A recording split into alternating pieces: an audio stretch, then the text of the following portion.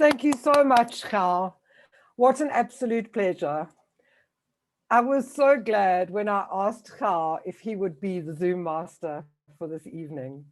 Hugo is a wonderful example of a servant leader, a distinguished Toastmaster, and a member of Mafeking Toastmasters Club. He has served at many levels of the organization as Division S Director and as a cabinet member.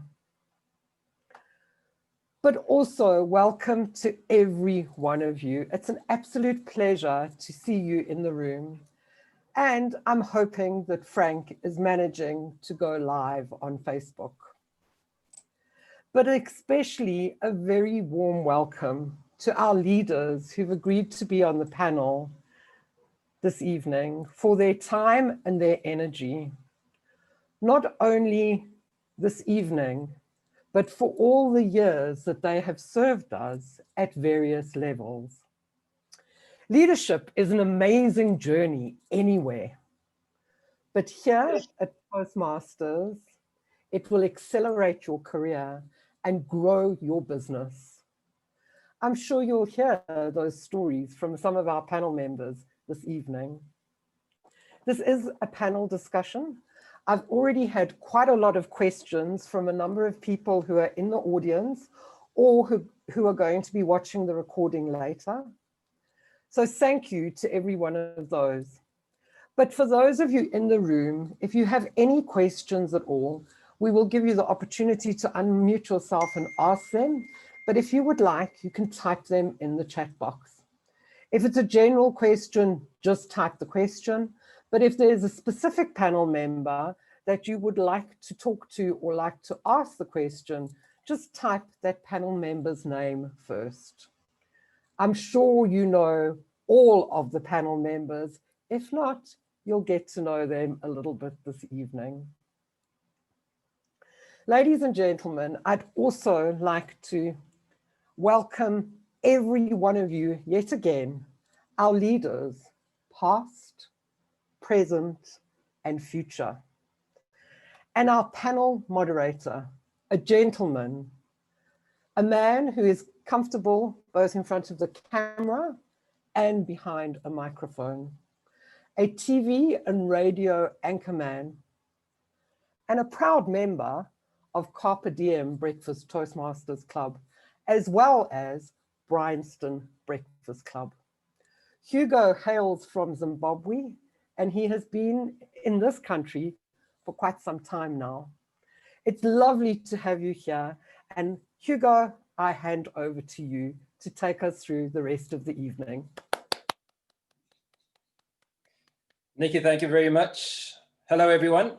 Absolutely delighted to be here. It's both a privilege and an honor to assist in the facilitation of some of the country's top leadership, particularly those of members of Toastmasters. What I will do over the next few minutes is give you a brief on the 5 panelists that we have present, and then I will in turn ask each panelist a question to start them off. They will tell us a little bit about themselves, maybe something that I may not have mentioned, something peculiar to their leadership journey, if they will, and then we'll go straight through the program for the evening. So in no particular order, Aletta Rocha of Cape Town, Western Cape, South Africa. She's a professional speaker, trainer, and author, and she owns Voicing Your Potential, a company she founded in 2010. Aletta, thank you so much for being a part of this panel. And I suppose my first question to you is, did you ever think you'd be a member of the Toastmasters International Board? And what is it like being on that board? I mean, that is such a massive accolade. Thank you so much. No, I never imagined such a thing, because when I first joined Toastmasters, I didn't even know there was such a thing. And I always joke that I came to Toastmasters to run away from my kids. You know, literally, I wanted something that was just for me, had nothing to do with being a mother. And that's what brought me in the door. But what kept me there and what keeps me coming back to this day, 12 years later, is the fact that I'm still learning and I'm still being challenged and I'm still being inspired. Being on the board is very enriching. It's incredibly stimulating and challenging. What I love about it is that we can look at an issue and have 14 board members plus the executive committee plus world headquarters staff all bringing our own viewpoints to the same issue and trying to see what we can do to make it better. So it's probably takes more time than like any of these roles. It takes more time than you anticipate. It's a lot of hard work, but it's incredibly rewarding. So it keeps me out of mischief and I thoroughly enjoy myself. And I would recommend anybody here who's got aspirations to serve on the board to just keep going with their leadership journey, because it is a very gratifying experience. You're not going to get rich out of it. None of us are. My salary is the same as yours, zero. But you get so much more, which stands you in good stead in your career, in your community, in your family. Fantastic. Aletta, thank you very much. There is a saying, though, that says that wisdom is worth more than riches. And I believe that you've garnered a lot of wisdom in the time that you've been in Toastmasters. Thank you again. Sandra Cooper, DTM, as is Aletta, beg your pardon, I should have said, is a member of Benoni Club on the East Rand and has served at many levels in Toastmasters, club level, District 74 Director, and as a region advisor to Toastmaster leaders across the entire African continent. So as you can see, we definitely have leadership royalty. Sandra, thanks again. Now, you supported the whole African continent. How was that experience? Because obviously, I mean, you're dealing with a variety of cultures and individuals. And I'd like to think that one solution to the same problem will be different for the different countries that you would support. Thank you so much. I really enjoyed my role as region advisor. And what I found was that no matter where you go in Africa, the members in Toastmasters greet you warmly, they're friendly, they're supportive. And therefore, I found that it was quite easy to actually work with African leaders. You can probably see that from my accent that I was my formative years were in the UK, but in 1981, I came here to Africa, and I feel that I am African as well.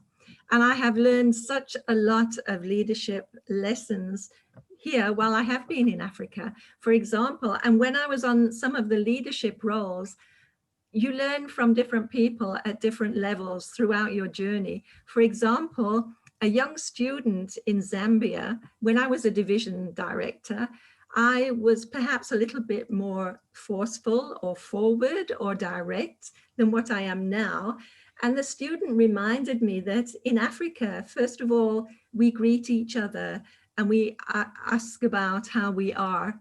And that is how I've been able to actually work with Africans and Toastmasters around the world. And providing that we honor the core values of Toastmasters, which is to respect the differences and to support and serve people, then there will always be a solution to whatever challenge is thrown in our way. Excellent, Sandra. Thank you very much for that. Now, to everybody who's listening, remember, if you have any questions, please put those questions in the chat box and we can go through them as we progress. Next on the panel is Andani Masikwa. Andani is the Area L5 Director and the immediate past President of Nedbank Toastmasters. Andani is working on the team collaboration path, and he certainly is a team player. And last year, as President of Nedbank, he led his executive team to winning the coveted Golden Goose Award. Now, your team was awarded the Golden Goose Award for outstanding teamwork. Tell us about the process of achieving cohesion in a team that has individuals of varying dispositions. What were the challenges and how much fun was that? Thank you so much, Hugo. Firstly, let me just showcase my beautiful trophy. So you're really taking me back to a special place where I was when we were actually coordinating that whole event. It was truly amazing to see how a team, which was actually, in my term, I would say short-staffed. There was only 4 people that were actually serving in the executive committee. But then because we shared All right, okay. But then because we had a shared vision, and it was just so easy to execute upon that vision. And it's actually funny how that actually came about to actually find us hosting that spectacular of an event, because it was something that was just supposed to be a task for someone in terms of them completing their level 5. Then we turned it into this big boom of an event. So it was really fun and it was really amazing.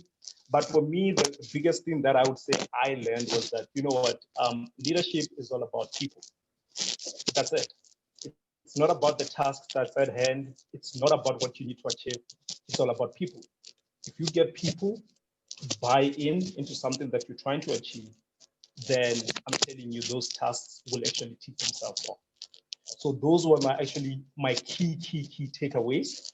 And it's also on top of that, on top of people, I would say for me, the second thing is my biggest takeaway is that, you know what, if you want to go far, go alone. Fast, go alone. But you want to go far, go together. There's so many things that I actually learned about myself when I was actually organizing that open house event.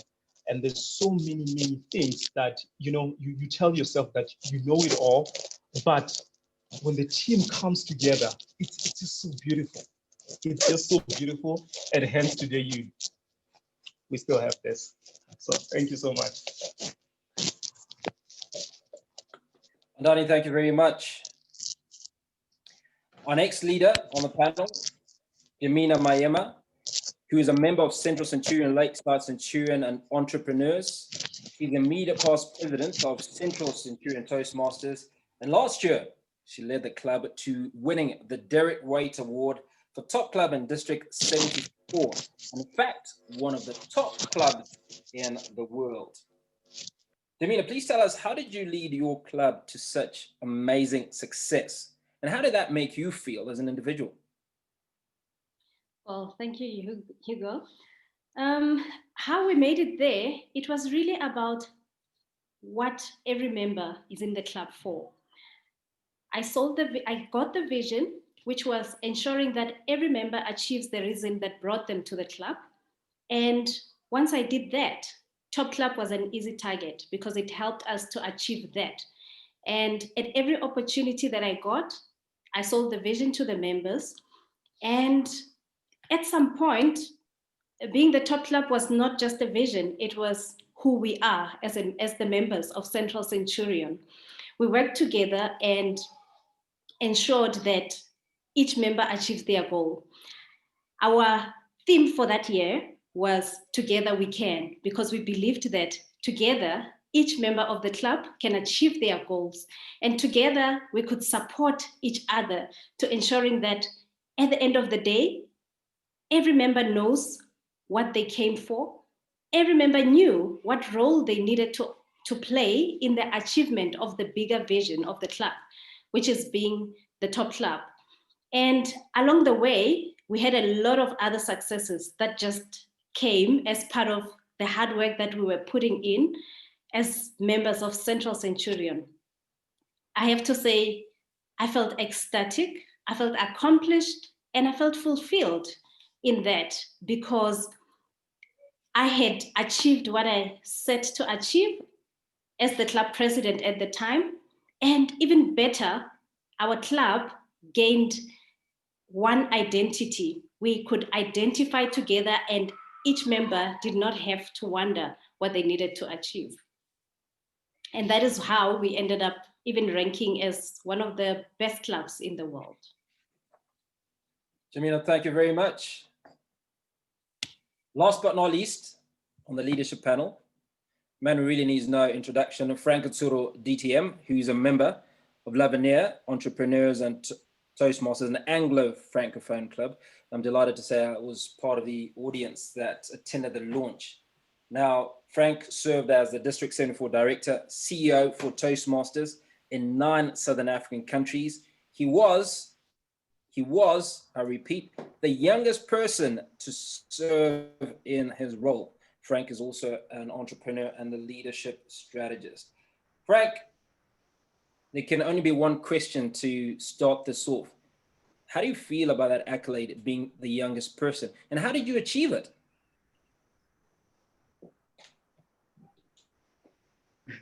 Thank you, Hugo. Good evening to the warmest Toastmasters on the globe. And thank you very much for that question.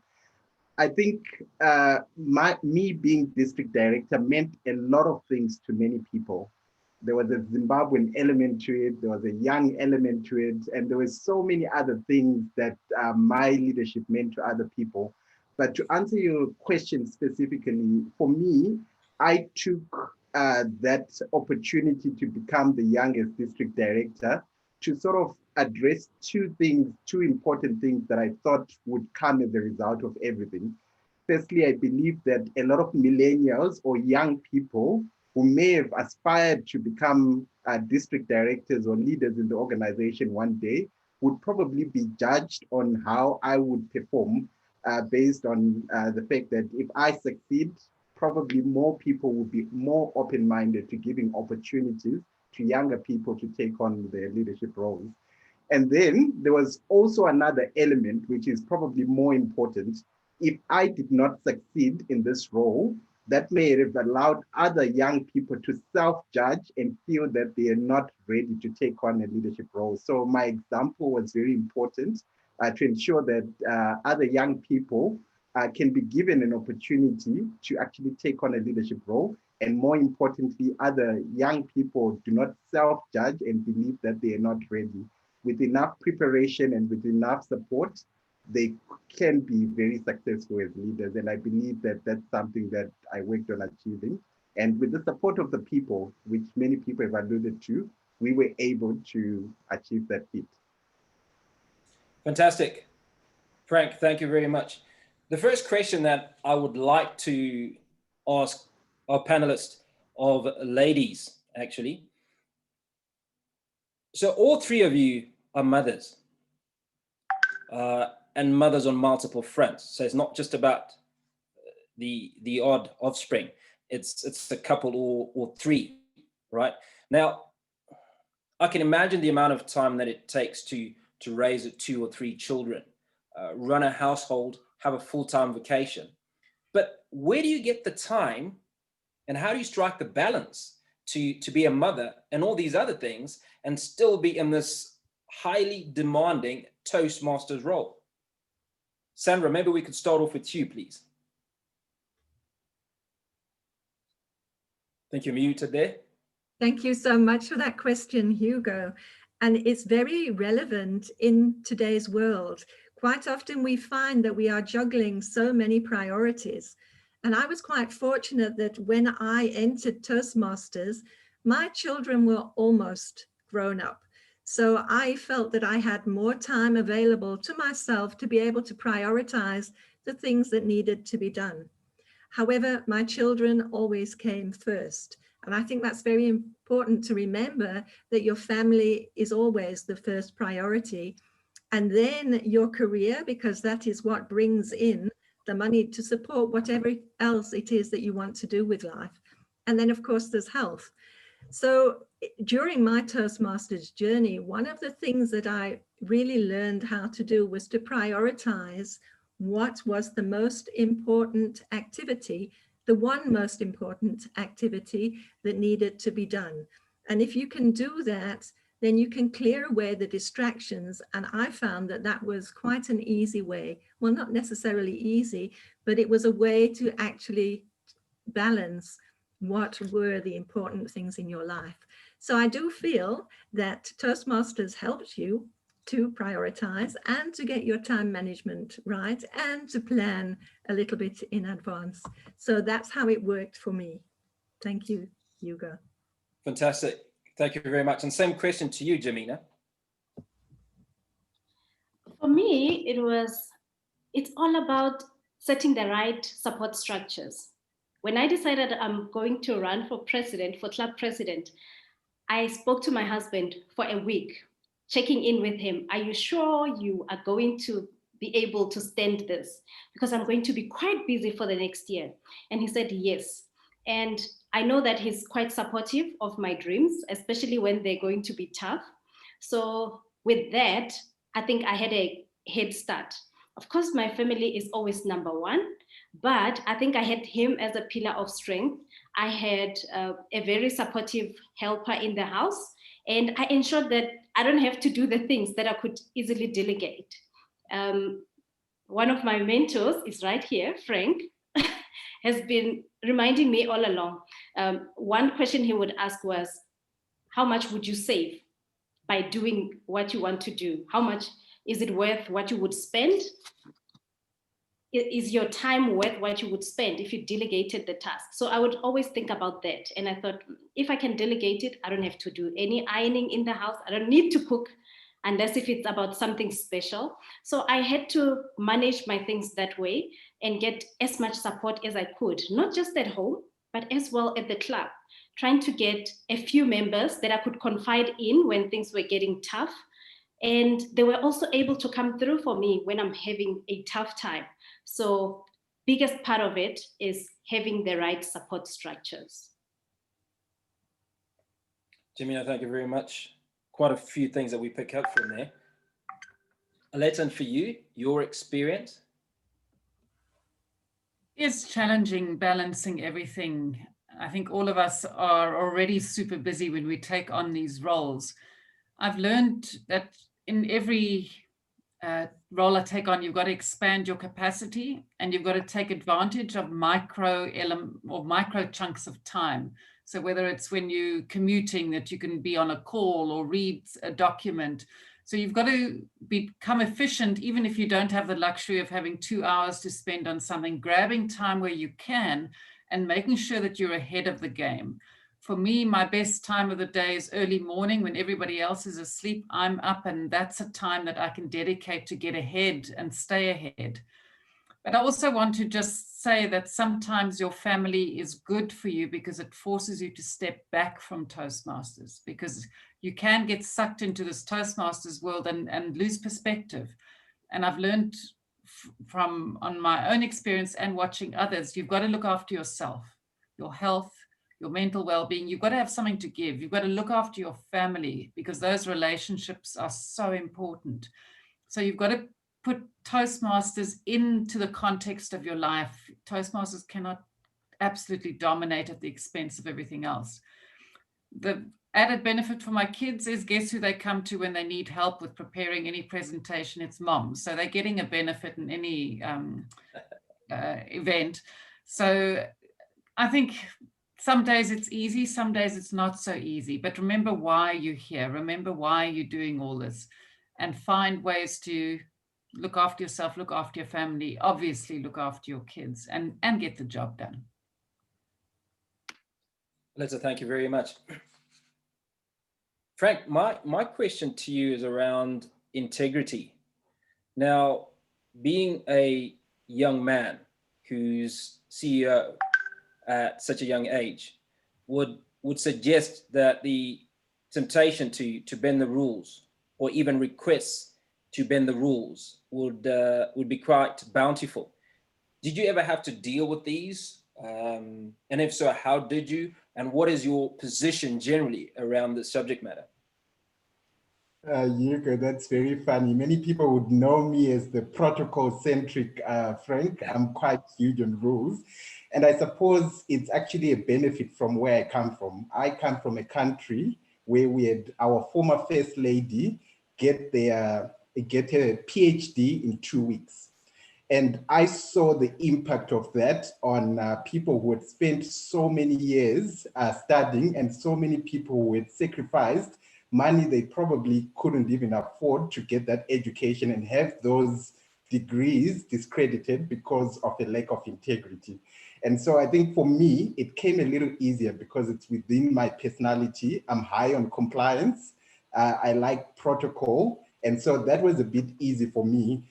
But I also was very lucky to work on cabinet with people like Sandra on this call, Aletta and Keith, who for many years I actually learned from as they actually were in the hot seat and actually trying to navigate everything. So by the time I became district director, I must say that I had gotten enough preparation just by watching the leaders who came before me and make things quite easy. Now, there was few times that you were tempted to do that. For example, Toastmasters is a global organization, and sometimes with the way they come up with policy, they have to come up with global policy. And sometimes it's not always perfect for a certain subset. For example, some of you on the call would know that, for example, if you're part of a corporate club and you come from a country where withholding tax is charged, Toastmasters International could not do that. But in cases like that, I think we found ways of building relationships with the team at World Headquarters and Toastmasters just to try and ensure that we came up with practical solutions that would serve everyone.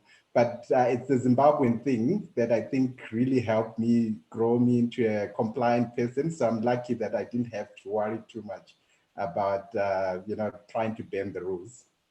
Great, man. So I suppose it's great that others went ahead of you, bent the rules, got caught, and that taught us all a lesson, Frank. Now, somebody's asked, how old were you when you were CEO of Toastmasters? 27.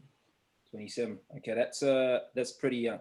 So we have a question, and that question I'll ask any of the panelists to respond.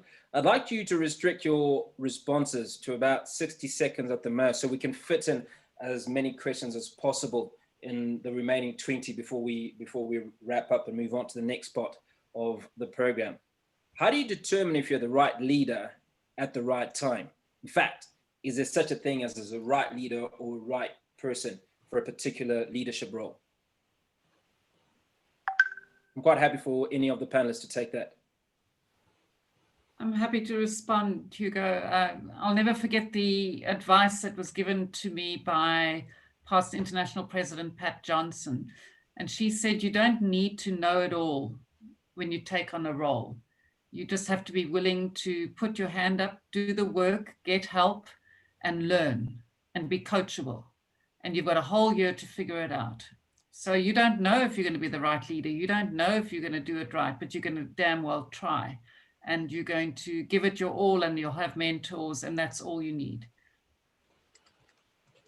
Thank you very much. Just to say that the question about Frank's age was from Erica Malondo, who's all the way out in Namibia. Thanks so much for being a part of this.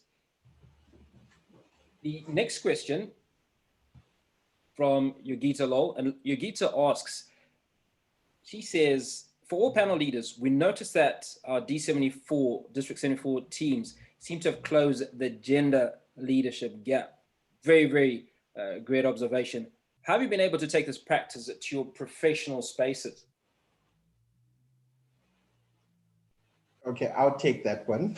So in my professional career, one of the main things that I'm called to do is to address frank conversations. And so race, gender, diversity, and any other form of diversity are some of the things that I deal with.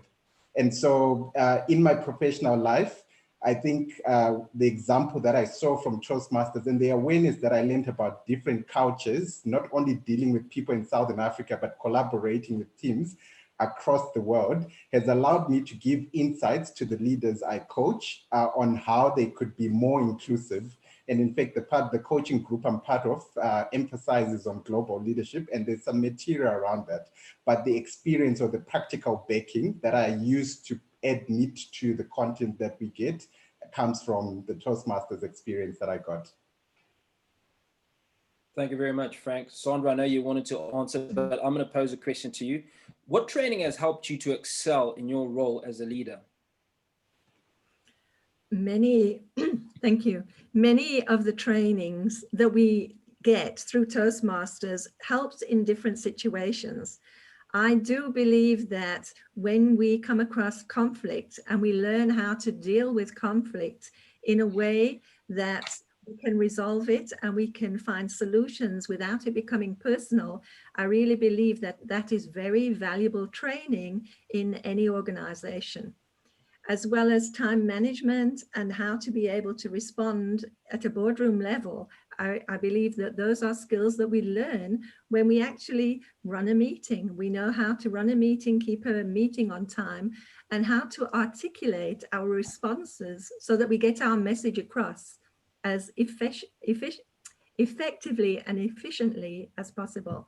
So I really do believe there are so many different leadership skills and trainings in Toastmasters that no matter which role you take on board, it will help you to achieve whatever it is you're going after in your career. Sandra, thank you very much. And Donnie, this is for you. What personality traits do you think you need to succeed as a leader in a volunteer organization? So I think just to go back to what I said earlier on, leadership is all about people. And for you to be a leader, you need to understand, you need to be a chess player. You need to play chess. So you need to understand what gets Antony going, what gets Frank going, what gets Nikki going. What are Nikki's strengths and what are Nikki's weaknesses? And how do you actually always push Nikki to actually know that she can actually enhance those weaknesses and turn them into positives? So as a leader, you need to be open-minded. You cannot, it's not your way or the highway. It's not about you to begin with. So because leadership is all about those you serve, and that means you must be able to, you must be willing to listen to those that are around you if you really want to be a leader. So it's all about building rapport with the people around you and just leading them, taking them into a destination. Some of them don't even know where they want to be. But as a leader, if you're listening to them and you can just sort of say, you must be able to correlate 1 + 1 and it must give you 3. Sometimes to you, that vision doesn't even make sense to yourself. But you're just like, okay, people around me, this is what they want to achieve. If this is what they want to achieve, it's up to you as the leader to make sense of it, to make sure that they see what you see, and must be able to always, like what Jamina was saying, reinforce that vision, that why. So those are my key traits of a leader. Andani, thank you very much. I remember years ago, my chairman saying to me that it wasn't important for me to win every battle. So sometimes you give up a battle in order to win the war. Now, Jamina, you've talked about marshalling the troops and building a team and how important teamwork has been. What are some of the sacrifices that you've had to make that were evident that, you know what, here I'm sacrificing, probably these people don't deserve it? And what would spur you to make those sacrifices as a leader? Well, there's a few sacrifices that as a leader you would have to make along the way. And when you start the leadership journey, you don't know that it's going to happen. But along the way, you know it is necessary because it has to be done. One of the things I believe in is leading by example. One of those sacrifices was having to wake up every Saturday morning for 6 weeks doing a youth leadership program, whether I wanted to do it or not. Having to just wake up because we have committed ourselves. It is about the club, and the people that you had arranged with are no longer available. You just have to step up. It does not matter what the obstacles are. So what I learned was, as much as you can build a team around you, as a leader, you must be prepared that most times, or a lot of times, you have to somehow find a way to step in.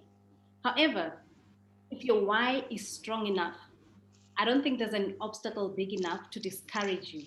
Because at that point, I would wake up very tired in the morning because I usually work very late at night when my family is asleep. That's the most peaceful time I can work without distractions.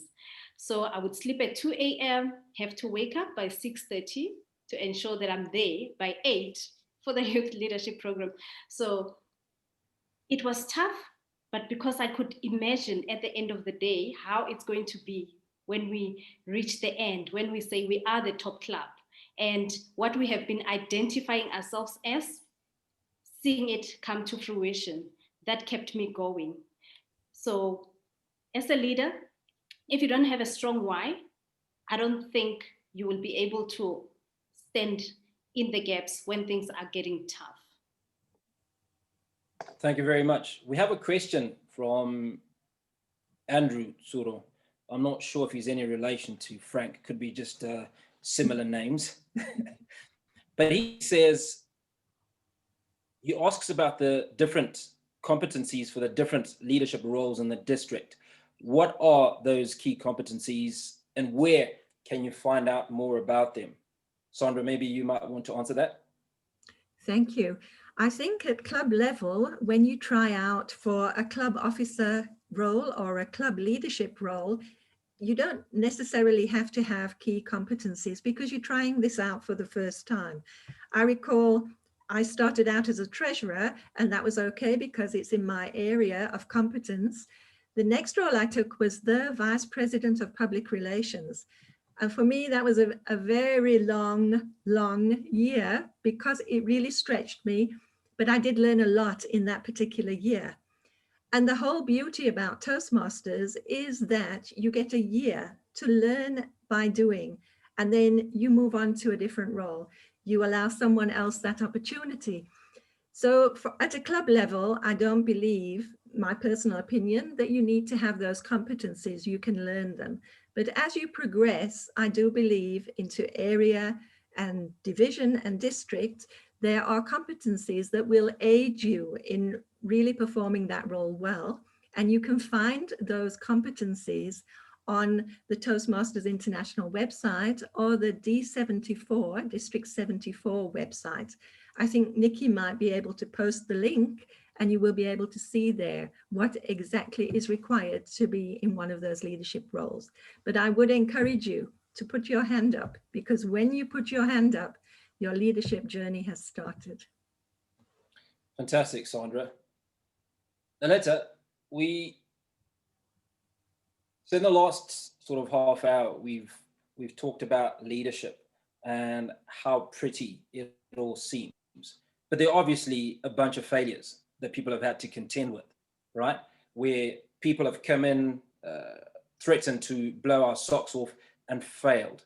What are some of the challenges that leaders would face in an organization such as Toastmasters, and how do you deal with it?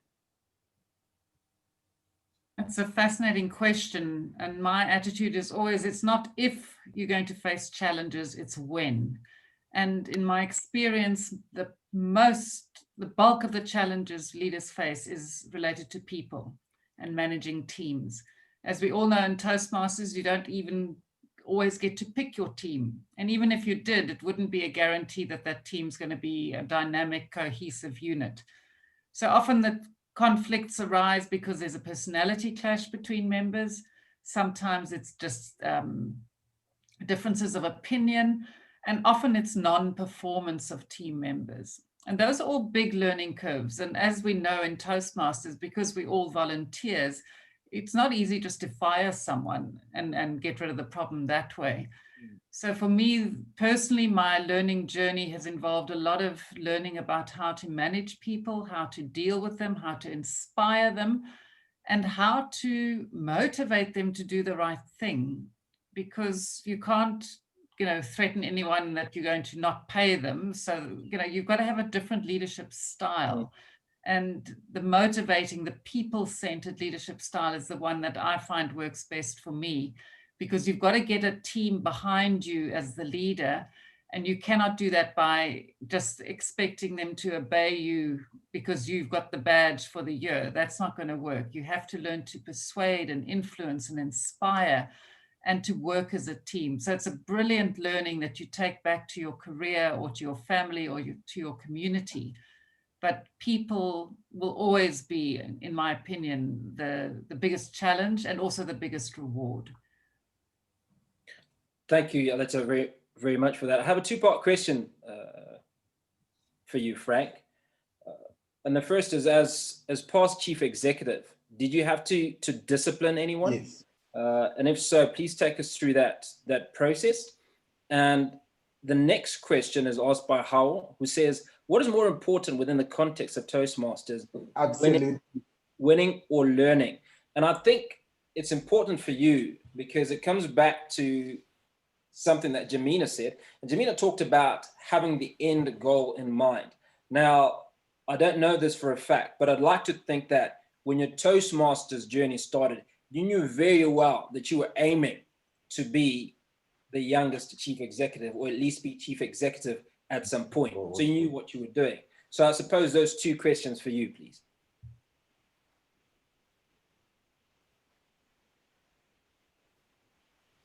Okay, thank you very much, Hugo. So to the first part, there are so many naughty Toastmasters in Southern Africa. So yes, there was some disciplining to do. Did we use the stick and carrot method? It's a bit tricky in the Toastmasters context because you're working with people who you actually don't pay, and their promotion or progression doesn't necessarily depend on you as the leader. So you almost have no authority. You actually have to influence. What we did have to apply, though, was what we would call situational leadership, understanding at what level each and every member is at. For members just starting, they need direction. So you find that when you work with newer members, you give a lot more direction. And then there are other Toastmasters, like when I was mentoring Yamina, she already knew quite a number of the things, and all she needed was some coaching so that she could achieve the goal that she wanted. Otherwise, she knew a lot about the fundamentals that were needed. And then there are other Toastmasters that will need support. From time to time, they kind of know most of what they need to do, but from time to time, they need a shoulder to cry on. They need someone to help them with a conflict situation or anything of that sort. That is what you would do. So the stick and carrot method is a bit tricky because of that volunteer aspect that we have, but applying situational leadership is what I would recommend. And then to the second part of the question, what is more important, winning or learning? But without a doubt, it's learning. And part of that learning is learning to win. And one of the things that I've noticed is that a lot of people who get into some of these district leadership roles are probably motivated or do it for the wrong reasons, or they do not actually ask themselves why they are doing something. And so by the time they take on the role, they are ill prepared for the role. I remember so vividly when I decided that I wanted to run for club growth director or marketing director, for those of you who are non-Toastmasters. I spoke to one of our senior leaders, past international director, Beth Thomas, and she said to me, Frank, in as much as you'd like to take on this role, and Toastmasters is all about learning, we have to balance between learning and actually maintaining the legacy that's been built over many years. And so what that did for me is it pushed me to actually form a team that would help me prepare a strategy, which I used as the basis of my campaign. And through that, I also learned to build a supportive team that would allow me to convince the council that with this team, surely I could not go wrong. That is what then taught me to win. So the focus should definitely be on learning. And when you learn enough and when you ask for enough support from the leaders that came before you, winning will definitely come. So those two do not need to be an either or, they can both coexist. Fantastic, Frank. Thank you very much. I have a few minutes to wrap up. And what I'd like to do at this point is just to remind everyone that this is about stepping up. Okay, we're looking for the next generation of leaders. Now, starting off with Aletta, would you please, you have half a minute, give us one leadership nugget. I would say that always remember that even though you might have the fancy title and the fancy badge, it's not about you. It's about those you serve. And if you can keep them and that task first and foremost, you will be successful. But don't get in the way. You are just a conduit for success. You are something that makes success happen, and you're supportive, but you are not the star of the show. Aletta, thank you very much. Remember, it's not about you. Andani, your 30-second nugget. I would say be the change you want to see. Some of the people you actually just want to be leaders, but they don't want to work. They're not invested in the cause. So if you really want to be a leader, be the change that you want to see. And you must do so whilst respecting others. Leadership, like Aletta said, it's not about you. It's never about the leaders. It's all about those that are under you. And if everything goes like what Simon Sinek says, when everything goes well, the team gets the recognition. And when everything goes bad, you take the stick. Don't sacrifice your team members. Danny, thank you very much. Be the leader that you want to see. Frank, your half-minute nugget, please.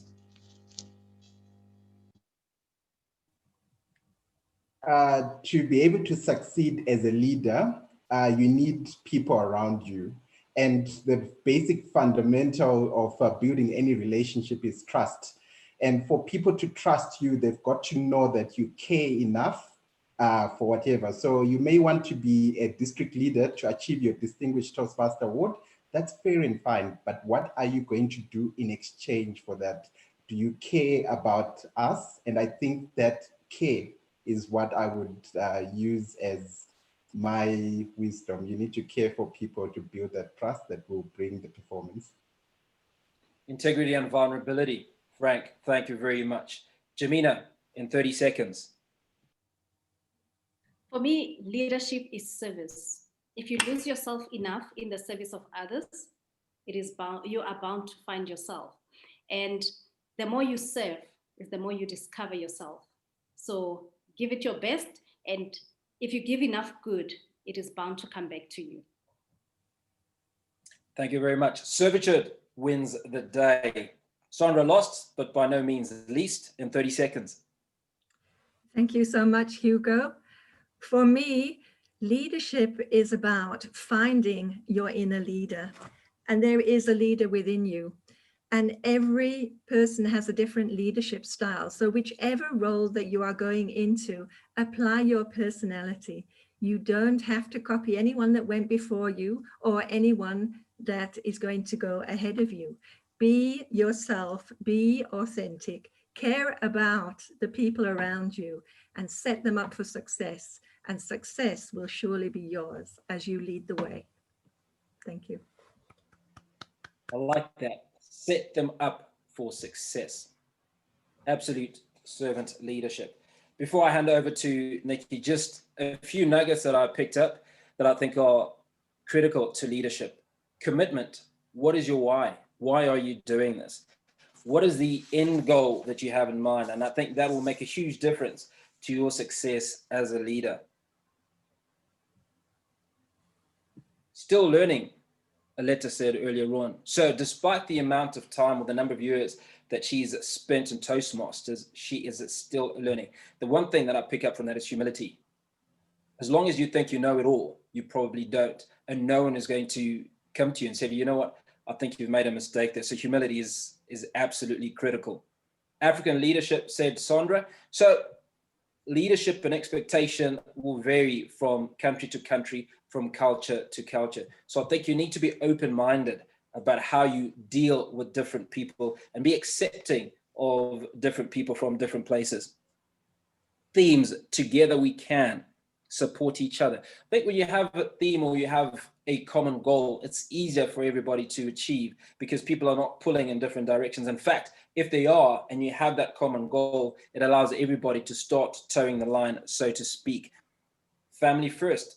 You have to prioritize your family. And as much as Toastmasters is critical, family comes first. And in that, there's also the need to prioritize your tasks. Once you prioritize your tasks, it means that you're not going to do every single thing that you have to do today, but you're going to start with the most critical, get those out of the way, and then attend to everything else. The support of family, I think, is absolutely critical. Get buy-in from the people that are important to you. Because the last thing you need is the pressure of, Mummy, when are you coming home? Daddy, I was expecting you. Hun, what's happened to our date? Because you have not taken the time, like somebody who spent a whole week schmoozing her husband to say, you know what, love, I need to do this. Can I get your support? And ultimately getting the thumbs up. Multitasking, find your time. When does it work for you? We have members of the 5 a.m. club, and then we have the night owls. So in all of this, there is what works for you and allows you to be the best possible leader that you can be. So panelists, thank you so much for being absolutely on point. At this juncture, I'd like to hand back over the reins to Nikki Quinn.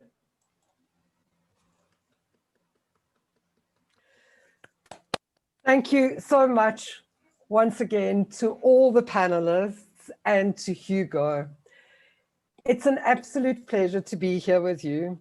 And I started off this project thinking that I wanted to do this for the district leadership role, because my role is District Leadership Committee Chair this year. But actually, it's not about the district leadership. It's about club leadership and all the leadership beyond.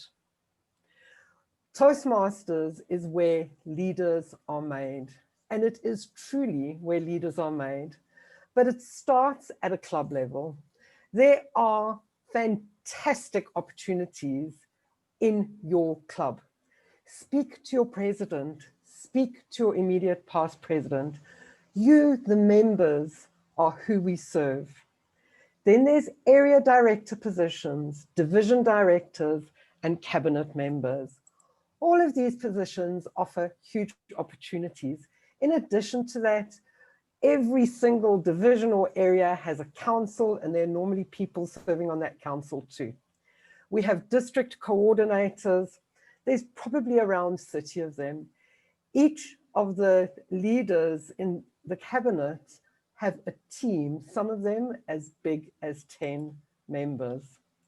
I just want to confirm so that you all understand, and we've had so many inspirational leaders here today, and my role is really just about process, but the timeline is critical. For the 6 cabinet roles and the 12 division director roles, the 22nd of January is your deadline. Your nominations for yourselves or for your co-members have to be in my inbox at 11:59 p.m. on the 22nd of Jan. For the 56 area director roles, you have a little bit longer, the 19th of April. What are we going to do between the 22nd of January and the 8th of May when the election takes place? Well, first of all, during the last weeks of January, February, and the first half of March, we will be conducting interviews and assessing all of the candidates that we receive in those 18 roles.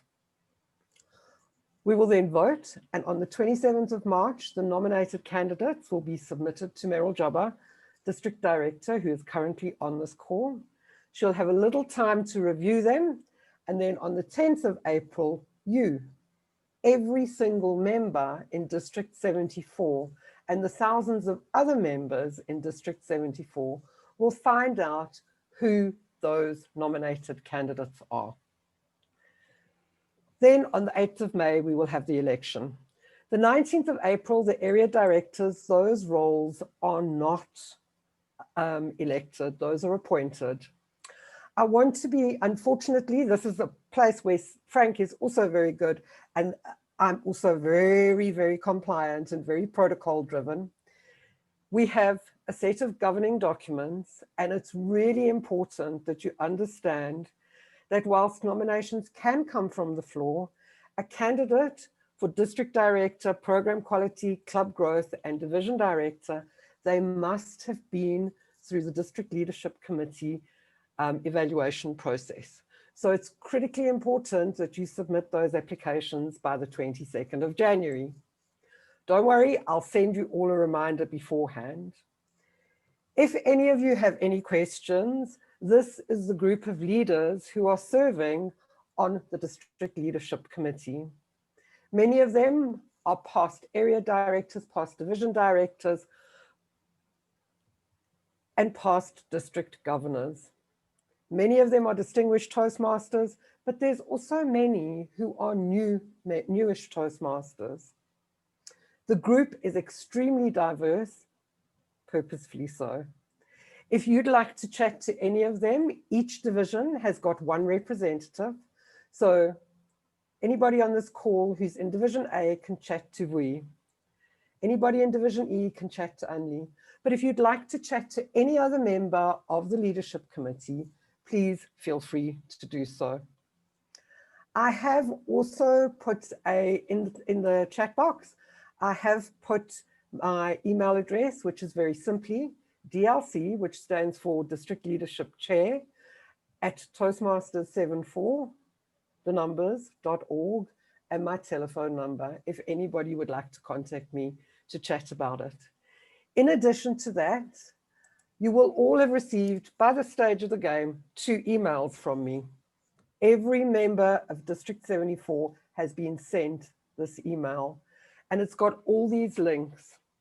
But what I require from those who are submitting a nomination on the 22nd of January, the first 3 forms are a must. If you want those links again, please do reach out to me. I'm more than happy to share them. I'm more than happy to engage with anybody who wants to chat further about the DLC. It's really important that we get leaders on board, that you are being made, that you take the lessons. The learning is more important than the winning. I'm painfully aware that in South Africa, I'm standing between you and our president's address this evening to tell us what is happening next. So I would like to wrap, but once again, I'd like to thank Hugo for facilitating this panel discussion. Hugo, I knew you would. You did a fantastic job. I'd like to thank Gao for being the Zoom master. I'd like to thank every one of the panel members from very diverse groups and very diverse experiences. It was a pleasure. I'd like to thank you all for the questions that you asked. It was an honor to serve you. And Meryl, thank you for appointing me to this role. All in all, congratulations, everybody. I look forward to your nominations. Good night, have a great evening, and let's go and listen to Cyril.